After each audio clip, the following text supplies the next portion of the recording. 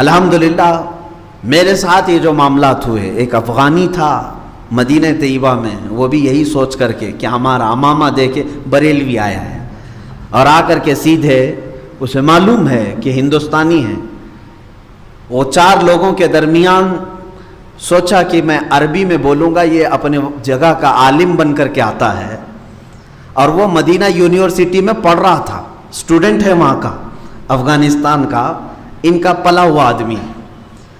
4 लोगों के साथ लेकर के मुझे पकड़ कर खड़ा हो गया। उसने भी यही सोचा था कि हिंदुस्तानी है, बरेलवी है, ये सिर्फ तकरीरें करते हैं उर्दू में, इनको अरबी क्या है। वो अरबी में बोलने लगा। उसे ये मालूम नहीं था कि मैं जामिया अज़हर का पढ़ा हुआ हूँ। अल्हम्दुलिल्लाह, ये अल्लाह रब्बुल इज़्ज़त की नवाजिश है, इनाम व इकराम है। मैं इस पर फ़ख्र यानी गुरूर नहीं करना चाहता, लेकिन जब हमारी अरबी सुनते हैं वो, तो उसने सबसे पहला सवाल ये किया कि तू हिंदुस्तान से आया कहीं और से। मैंने कहा जो तुझको तेरी यूनिवर्सिटी में पढ़ाते हैं उस्ताद, वो सारे जहाँ के हैं मिस्र के, मैं वहाँ से आया। ये उन्हीं से पढ़ते हैं और फिर हमसे इस तरह के मुनाजरे के चैलेंज करते हैं। बहरहाल हुज्जतुल इस्लाम आला हजरत के बड़े बेटे को इन्होंने चैलेंज किया और क्या कहा, मुनाजरा होगा अरबी में होगा। उसे मालूम नहीं था ये किसका बेटा है। आला हजरत रज़ियल्लाहु ताला अन्हु के बेटे को कहा। हुज्जतुल इस्लाम ने कहा बिल्कुल तुम्हारा चैलेंज कबूल है, लेकिन मेरी भी एक शर्त है। क्या शर्त है? तवज्जो चाहता हूं, आला हजरत के इस साहबजादे की सलाहियत इसी से अंदाजा कर लें। उस मौलवी से कहा तेरी मर्जी के मुताबिक मुनाजरा अरबी में होगा, मेरी शर्त यह है कि अशआर में होगा और बगैर नुक्ते वाले हरफों से होगा। अशआर में कोई भी इस तरह से बातचीत नहीं होगी, जो भी मुनाजरा होगा शेर में होगा। उसी वक्त शेर बनाना है और बात करना है, और वो भी अरबी में। और शेर ऐसा होना चाहिए कि उसमें एक भी नुक्ते वाला हर्फ नहीं होना चाहिए। अल्लाह, पसीने छूट गए। कहां से आएगा? मेरे अजीजों, आज आप 4 जुमले बोल करके दिखाओ जिसमें नुक्ते वाला हर्फ ना आता हो। अरबी में जो अलिफ से लेकर या तक हुरूफ हैं, इसमें कुछ नुक्ते वाले हर्फ हैं, लेकिन कुछ गैर नुक्ते वाले हैं। अलिफ पर नुक्ता है, बा पर है, ता पर है, सा पर है, जीम में बर्बाद हो गए। और मजारों पे ऐसे ऐसे बाबा बैठे हैं, वो जालिम चिलम फूकने वाले, उन्होंने बर्बाद कर दिया। और हमारे लोग ऐसे जाहिल हो गए कि ये उन्हें पीर समझने लगे। इधर उस जालिम ने जैसे चिलम में कश लगाया तो ये जाहिल कह रहा बोले अब देखो बाबा जैसे चिलम में दम मारेंगे ना वैसी करामत होगी। बोले कौन सी करामत होगी? बोले नंबर देंगे अभी। खुद भी पी रहे हैं, बाबा भी पी रहा है, धुआं चल गया, कलियर में धुने लगा लिए, अलग अलग मजारों पे धुने लगा के बैठ गए, सिगरेटें भर भर के पी रहे। और फिर बात आ जाती है तो फिर जबान पे कहनी पड़ जाती है। एक मजार और देखा मैंने, अच्छा मजाक नहीं है, लतीफा नहीं है, ये जिम्मेदार उलमा बैठे हैं। जब जो चाहे मेरा दामन पकड़ ले, गिरेबान पकड़ ले आकर, अगर ना दिखाऊं तो कह देना, जगह भी बताऊंगा, दिखाऊंगा भी। हैगा मजार बना हुआ। एक और मजार देखा, कैसा मजार? मैंने जब पता किया नाम क्या है तो कहने लगे सिगरेट शाह बाबा।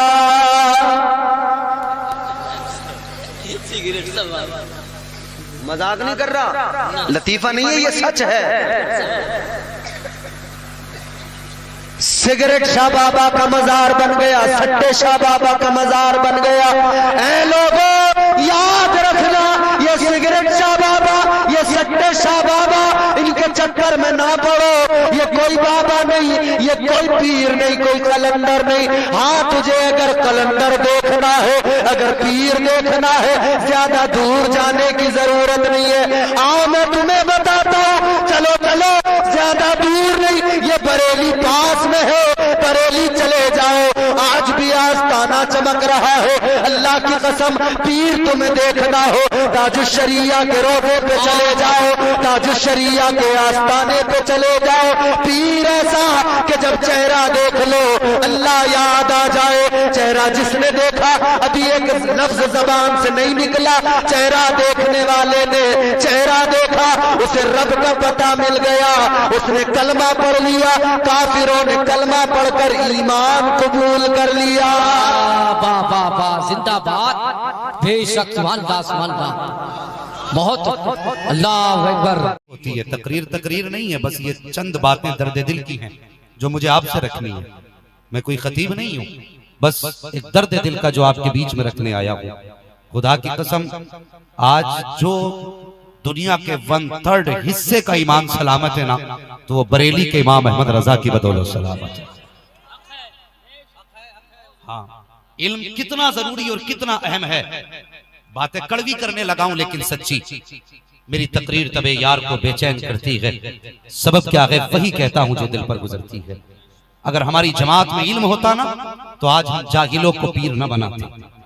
अगर आज हमारे पास इल्म की दौलत होती, तो हम हर ऐरा गैरा नत्थु खैरा को कौम की नकेल न थमाते, कौम की रस्सी अरे गैरों के हाथ में ना होती। एक अजीब अलमिया इस कौम का है कि हमने ये बिल्कुल इसको वाजिब कर लिया है कि पीर का बेटा पीर बनेगा, भले वो शराबी या जुआरी हो। पीर का बेटा पीर बनेगा, भले वो सट्टे लगाता हो।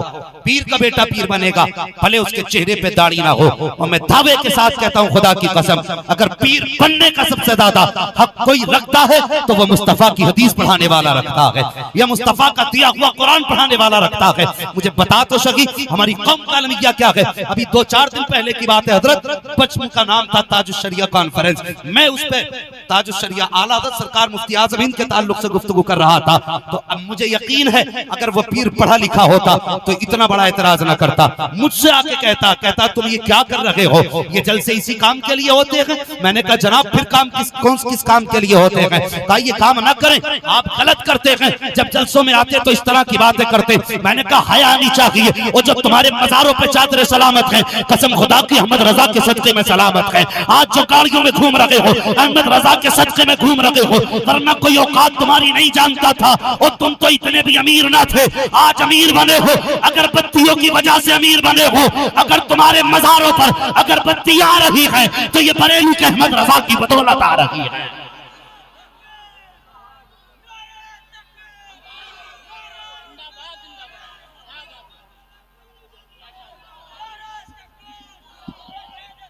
क्या बात है, जिंदाबाद जिंदाबाद। न तुम सदमे हमें देते, न हम फरियाद यूं करते, न खुलते राज़े सरबस्ता, न यूं रुसवाइयां होती।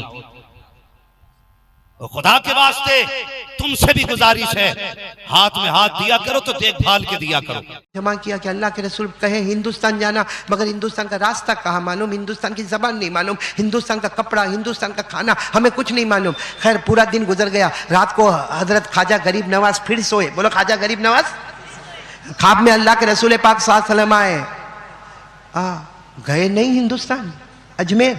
हजरत ख्वाजा मोइनुद्दीन चिश्ती रोए, मेरे आका, मेरे माँ बाप आप पर कुर्बान, कैसे जाऊं, रास्ता ही नहीं मालूम है। अल्लाह के रसूल ने अपने कपड़े मुबारक से एक नक्शा निकाला, चमड़े का, मुश्क से ज्यादा खुशबू वाला। कहा देखो ये रास्ता बना है, इसी रास्ते पर चले जाओ, हिंदुस्तान में अजमेर पहुंच जाओगे। बोलो सुभान। लंबा सफर है लेकिन पहुंच जाओगे। बस हजरत ख्वाजा मोइनुद्दीन चिश्ती रहमतुल्लाह अलैह की आंख खुली, नक्शा हाथ में, सब मुरीदों को कहा तैयारी करो, चलो तैयारी करो, हिंदुस्तान जाना है, अल्लाह के रसूल का हुक्म है और नक्शा भी हमारे हाथ में। जब सारे लोग तैयार होकर आए तो कहा नहीं जाना है। सबने कहा हजरत नहीं जाना है? कहा जाना है, मगर एक सवाल पूछना है जो बाकी रह गया। रात को सोए। कौन सी रात? अल्लाह के रसूल ख्वाब में, मोइनुद्दीन गए नहीं, रास्ता भी तो बता दिया, गए नहीं।